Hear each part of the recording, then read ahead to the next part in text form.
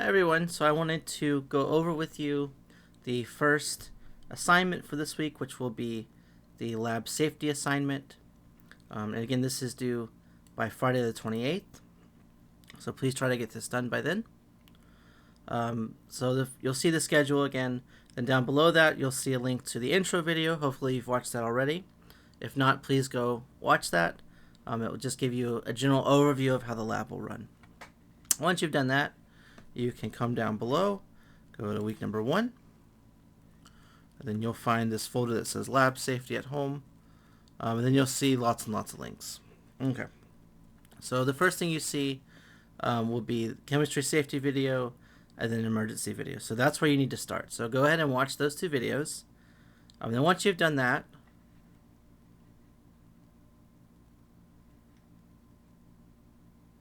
you can click on this safety acknowledgement form. And that will launch this window where it will ask you for your email address, your name, then it's going to ask you for the term. So just select fall 2020 term 1. Okay, and then you'll come down and you'll find the correct course. So these course numbers are not correct, but just make sure you find Kim 1405 and it will have my name and the lecture professor's name. So Ms. McDonald, as you know, will be your lecture professor, and then you'll see my last name, Ridlen, R-I-D-L-E-N. That will be your lab professor, or I am your lab professor, I should say. So just select that one, and that will make sure it goes to the correct file. Okay, so once you've done that, it'll take you through a couple screens where it'll ask you a couple more questions, and then lastly, it'll ask you to submit it. So once you've submitted it and it says, congratulations, you've submitted or successfully submitted, you can either take a screenshot of that for me, or it will also send it to your email. So you can print that email for me just showing that you turned in the safety acknowledgement form, and then I would like you to turn that in here.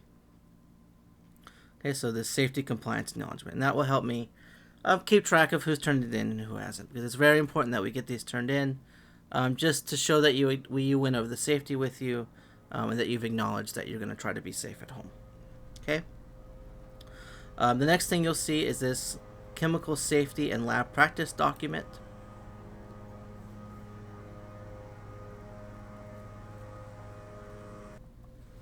Okay, so in this document you will find sort of an outline here, the objective, introduction. You don't need any equipment for this, obviously. And then some procedures here, just about basic lab safety. So make sure you go through this, and it will explain some of the labeling you might see. So like these kind of hazards that you'll see. So what does a blue diamond mean? What does the red diamond mean? What does the yellow diamond mean? That sort of thing. And you'll see that so blue diamond has to do with health hazard, the red diamond has to do with fire hazard, and the yellow has to do with reactivity. And then you'll see that 0 is just a normal household material, all the way up to a 4, which is deadly. And depending on what you're looking at, these numbers mean something a little bit different, but generally speaking, the lower the number, the better. Okay, so something with a 0 is in a combustible material, whereas something with a 4 and its red diamond has a very low combustion point. So go through these and make sure you just have a general idea what these symbols mean and how they work, and just go through this whole document, and then it'll show you a sample MSDS form, which will tell you all about the different properties of a chemical, any hazards, how to clean them up, and I'll show you how to find these MSDS forms, which we now call them SDS forms, but go through this and just look at all the different sections. So you see sections like Section 9, Physical and Chemical Properties, or Section 11, Toxicological Information.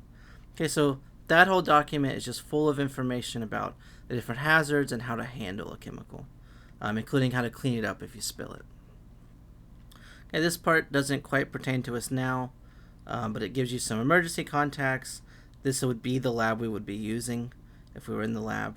But next we have this sort of fill in the blank section. So go through this and fill in each blank with the appropriate word. Do the best you can. If you're not quite sure, just put something in that's logical, and you can come back to the top here and find these answers. Okay, but go through this and fill in the blanks, and then you will turn this form into me here. So this chemical safety and lab practices, and notice again I wrote turn in. Okay, so turn that in there, and then the last thing you will want to do is to take this safety quiz. Okay, so this chemical safety and lab practices is kind of a good practice after watching the videos to kind of just solidify you with the lab safety information, and you can come take the quiz, and then you will be done with the lab safety assignment. So make sure you turn in the quiz, the compliance acknowledgement, and the lab safety practices worksheet. And that will be everything for the actual assignment. Okay, so after that, I just wanted to talk to you a little bit about just some general lab safety at home. I don't have a whole lot of visuals for you here, but I do want to talk to you about this just in general.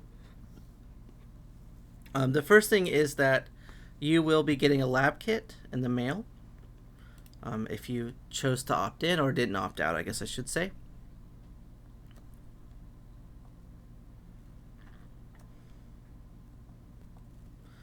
Okay, and this is not the kit that you will be receiving. I just found an image of a lab safety kit just because I wanted to show you some of the things that you will be getting. The one you're getting is actually a lot nicer, this one. Actually, I received the kit to help prepare some of the labs for you, and I was actually super impressed with it. Okay, but I just wanted to show you some of the things that will come in the kit. So one of the first things that will come in the kit, or that I would like to talk about, is the glassware. And the glassware will come wrapped in crepe paper, so that kind of brown, stiff paper. And from my lab kit, I have to say they did a very good job of wrapping these. So hopefully nothing of yours will be broken. But what I did want to say is just, if something is wrapped in paper, it's most likely going to be made out of glass. Okay, and this is how all chemistry glassware always comes, no matter who you order it from. It's almost always wrapped in paper, then bubble wrap, or bubble wrap and then paper, maybe the other way around. Okay, but generally that does a good job of keeping it from breaking. But when you are opening it, just be aware, be careful when you're opening it, because A, it is glass, so you don't want to drop it when it finally does come open, but B, it could be broken. Okay, so be very careful opening the things that are wrapped in paper, because again, you don't want to break them, and if they are broken, you don't want them to cut you. Okay, so just be very, very careful there. And like I say, hopefully nothing will be broken in your kit, but there is a possibility for that. Okay, but you'll get things like glass beakers, Erlenmeyer flask, and test tubes, and another thing you'll get is a thermometer. Okay, so again, just be super duper careful when you unwrap those paper items. Okay, because basically what will happen eventually is you'll turn it one more time and then you'll see glassware. Okay, so you don't want to drop it on the floor or anything like that. The next thing you'll see in your kit is things like lab goggles. You have a funnel, some things like that, and then you'll also have some chemicals. Okay, so just be aware where you're storing all your lab supplies. Most of the chemicals, if not all of the chemicals, are pretty low toxicity. I don't want to say that there's no toxicity there. But what I want to say is just be careful where you're storing your lab kit, because there are chemicals. Okay, so you don't want something like your dog to get into it, or your little brother or little sister, and be injured by these chemicals, because that wouldn't be good. If your dog consumes an entire container of baking soda, that's not going to be very good for your dog or your sibling. Okay, so just be super careful where you're storing this. Try to put it in a room where your pets don't go, and it's kind of out of the reach of your other family members if they are little. Okay, but again, main thing, just be careful opening your glassware. Be careful where you're storing it. Just be mindful of the fact that this is a chemistry lab kit. Okay, so just kind of treat it with care. Okay, the next thing on my list here, know your chemicals. So what do I mean by that? So through the lab safety training, you'll learn how to read some of the chemical symbols that you'll see on the bottles. But if you're not quite sure about a certain chemical, maybe it's something you've never worked with or you've never even heard of before, okay, the best thing you can do is just to come to Google and you can type in just Sigma Aldrich and it'll bring you to their website, and then you can come to the search bar and you can just type in the name of a chemical compound. Say, let's just go to calcium hydroxide. That's something I'm pretty sure is coming in your kit. Okay, and that will bring up them actually trying to sell it to you. Okay, obviously you're not going to buy it. They wouldn't even let you if you tried. Okay, but what you can do is come to this SDS. So we used to call these MSDS, Material Safety Data Sheet. Now they call them Safety Data Sheets. Same thing though. Okay, and this is the same thing I showed you in your safety assignment. So it'll tell you the name of the chemical, and then it will tell you other information. This is just saying about the particular one that we purchased or you could purchase. But then underneath that you'll see things like hazards information. Again, so this is exactly the same SDS sheet as like I showed you before. But it will tell you things like what's the composition, what to do if there's a fire, what to do if you swallow it. So all these different things, if something goes wrong, or you just want to know what to do if something does potentially go wrong, you can find that information here, including how to store it, if it's corrosive, if it can burn your skin. All that kind of stuff can be found in this SDS. So it's a good idea. I believe you're only receiving something, like a handful of chemicals. So I would suggest going and looking those up before you use them. And that's not at all to scare you. That's just to be realistic. When you're dealing with chemicals and chemistry, you have to treat them with care. You have to acknowledge the fact that you are handling chemicals. Okay, so the next thing here is I would encourage you to have someone around while you're doing these labs. Obviously, I can't come to your house and be sure that you're doing that and enforce it, but I would strongly suggest you have another adult around while you're doing this, just so that if something goes wrong, there's someone else there that's aware that you're doing this, and should you need emergency services, they can call them for you.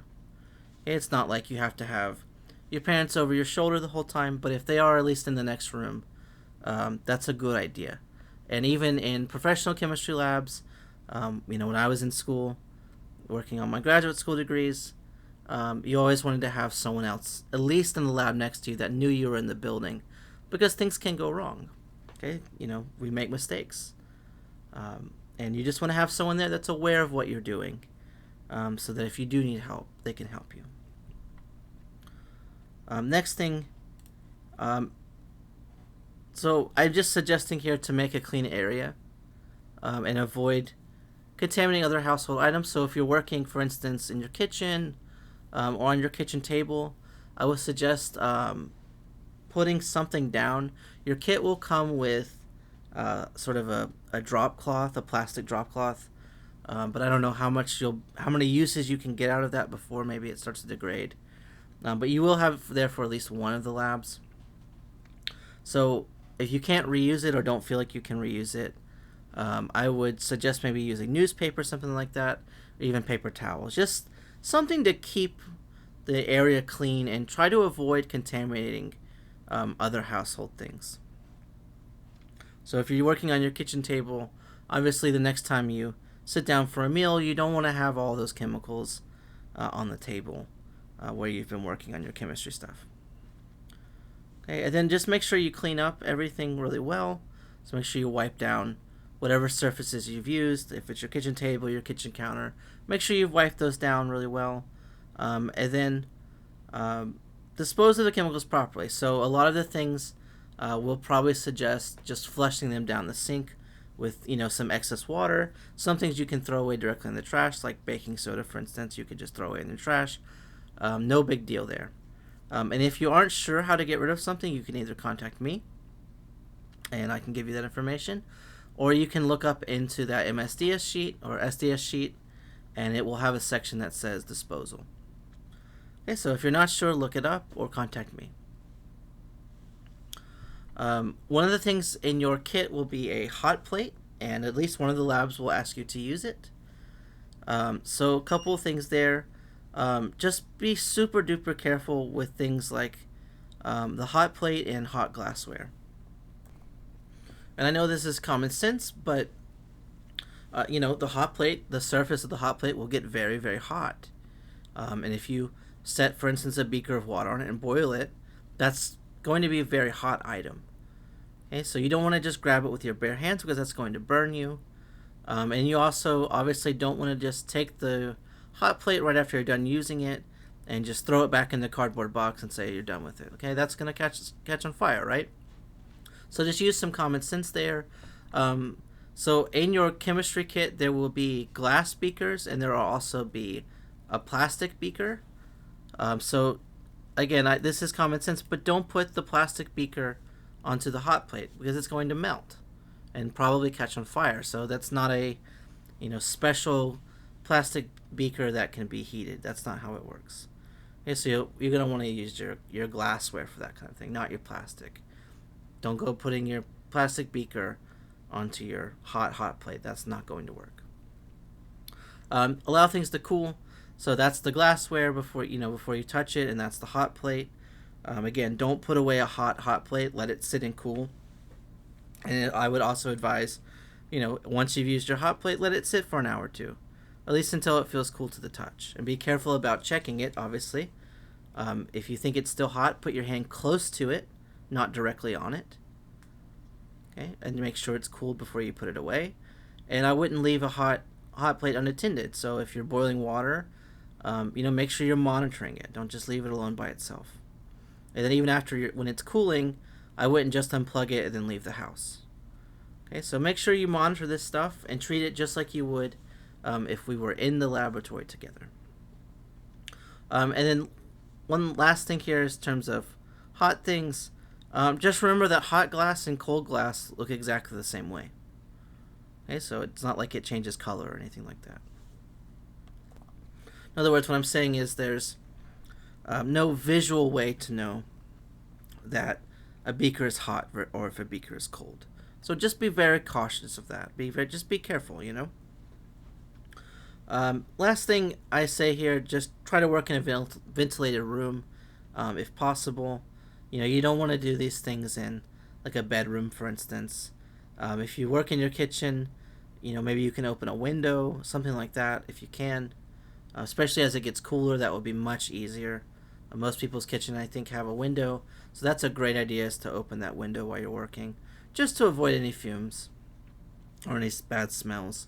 There's one lab that, for instance, asks you to boil cabbage. That doesn't smell great, so it'd be good to open that window if you can, or if you can work in like your garage or something like that where you can open it and have some ventilation there.